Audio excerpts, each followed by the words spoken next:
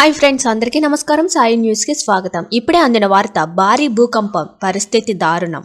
వివరాలైతే వీడియోలో తెలుసుకుందాం. వీడియోని ఎక్కడ స్కిప్ చేయకుండా కంప్లీట్గా చూడండి, అప్పుడే మీకు కంప్లీట్ ఇన్ఫర్మేషన్ అనేది తెలుస్తుంది. అలాగే వీడియోను మాత్రం లైక్ చేయడం మాత్రం మర్చిపోకండి. లైక్ చేయడం వల్ల ఇలాంటి ఇంపార్టెంట్ ఇన్ఫర్మేషన్ చాలా మందికి రీచ్ చేసిన వాళ్ళం అవుతాం. ఇంకా లేట్ చేయకుండా వివరాల్లోకి అయితే వెళ్ళిపోదాం. హిమాలయ దేశం నేపాల్ను మరోసారి భూకంపం వణికించింది. మంగళవారం ఉదయం ఇక్కడ భారీ భూకంపం సంభవించింది. రిక్టర్ స్కేలుపై దీని తీవ్రత 7.1గా నమోదైంది. కొన్ని క్షణాల పాటు ప్రకంపనలు రావడంతో ప్రజలు తీవ్ర భయోందోళనకు గురయ్యారు. ఇళ్ల నుంచి బయటకు పరుగులు తీశారు. ఈ విపత్తు కారణంగా ఎలాంటి నష్టం వాటిల్లిందన్న దానిపై ఇప్పటివరకు ఇంకా స్పష్టత లేదు. నేపాల్ టిబెట్ సరిహద్దులకు 93 కిలోమీటర్ల దూరంలో ఉన్న లుబిచ్చే ప్రాంతంలో మంగళవారం ఉదయం 6:35 గంటలకు భూకంపం సంభవించింది.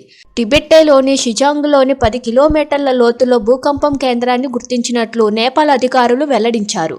దీని తీవ్రతతో నేపాల్ రాజధాని కఠ్మండు సహా పలు జిల్లాలలో ప్రకంపనలు చోటు చేసుకున్నాయి. ఈ ప్రకంపనల ప్రభావం భారత్లోని ఉత్తరాది రాష్ట్రాలపై కూడా కనిపించింది. ఢిల్లీ, ఎన్సీఆర్, పశ్చిమ బెంగాల్, బీహార్ సహా పలు ప్రాంతాలలో భూమి కంపించినట్లు సమాచారం.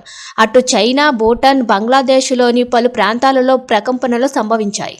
నేపాల్లో తరచూ భారీ భూకంపాలు సంభవిస్తుంటాయి.